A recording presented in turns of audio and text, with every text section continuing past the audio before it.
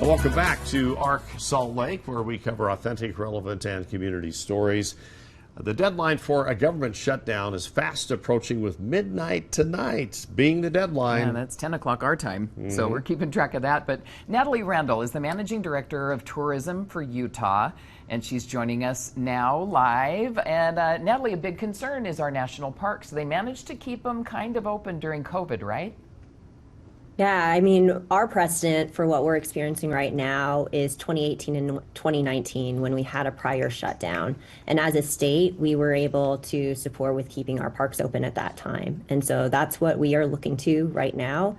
And what we are prioritizing is ensuring that our parks remain open and accessible.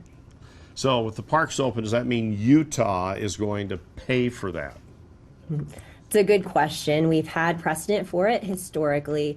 Right now, our first priority is collaborating with our federal delegation, the administration, Office of Management and Budget, and of course the Department of Interior to first and foremost use federal dollars to ensure that not only the parks remain open and accessible, but they continue to remain operable as well. If, of course, the federal government doesn't come to that aid, the state is prepared to support in a strategic way as we are able to. Well, let's assume that there is a shutdown. How long can you last with this temporary budget? You know, that's a good question, and there's so much uncertainty that we're navigating right now. What I can tell you is that we are working closely with community partners across the state. We are leaning into our gateway community leaders, mayors, county commissioners. We're working, of course, with the superintendents themselves and working with the Department of Interior, working with the industry. In fact, I'm here in Bryce Canyon right now, and we are having our annual Utah Tourism Conference where the entire industry will be here at Bryce Canyon during this potential shutdown. Wow. And so as we work collaboratively with all of those groups as well as the nonprofit friends groups, hopefully we will work to find a solution to ensure that our parks remain open and accessible to our visitors. These parks are critical to our gateway communities. $3.1 billion in visitor spending that comes in as a result of our parks. And not only are visitors from out of state and out of country enjoying these areas, but also our residents too. And so that's why it's so important for us as a state to ensure that these areas remain open and accessible. Okay, so I guess it's mainly a monetary thing, why we want to keep these parks open. And I guess, you know, when people come to the state, they want to see how beautiful it is. Of course. I mean, monetary and economics are critical, but for us, it's a visitor experience. I was down in the lobby when I checked in today at Bryce and heard individuals and talked to individuals from around the world, and they are planning a trip of a lifetime to come to our state. Have saved for years to come here. And so it's more than just economical because too, for us as Utahns, this is our quality of life. The reason why many of us live in these areas is because of the access we have to our public lands. And that's why it continues to remain top of mind for us as a state to ensure these areas continue to remain accessible.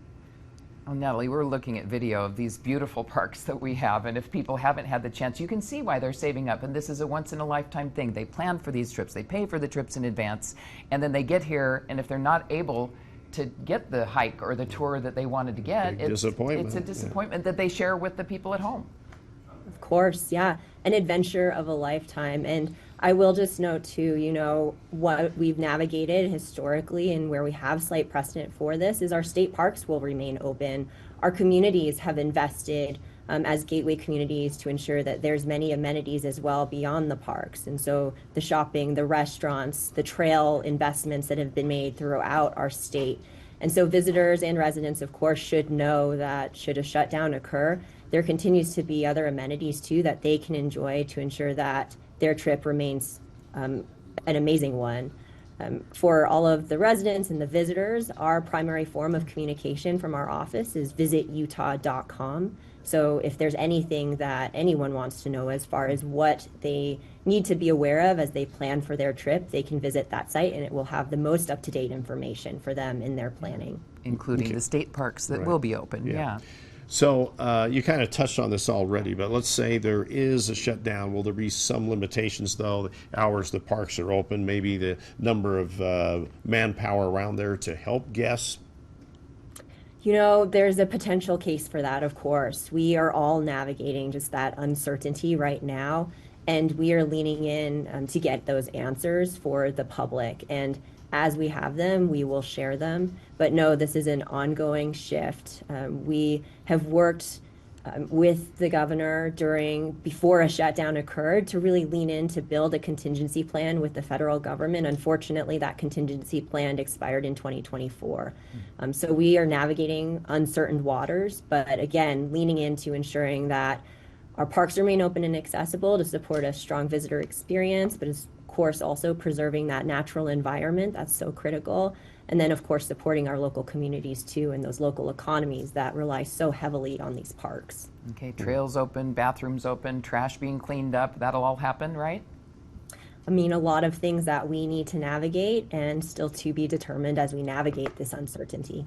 Well, we've been through this before, so we've had some experience with it. We have some experience, but we have, different leadership in different areas, especially within the federal government. So, of course, things can change in these times of uncertainty. But again, leaning in that as a state, we are committed to doing our best to ensure these areas remain open and accessible and supporting, of course, our gateway communities that rely so much on these areas. Natalie, thank you very much. We appreciate the insight on that. Maybe set us at ease a little bit. Fingers crossed it all goes well. Right. Okay. Thanks, Natalie. Thank you. Okay, thanks.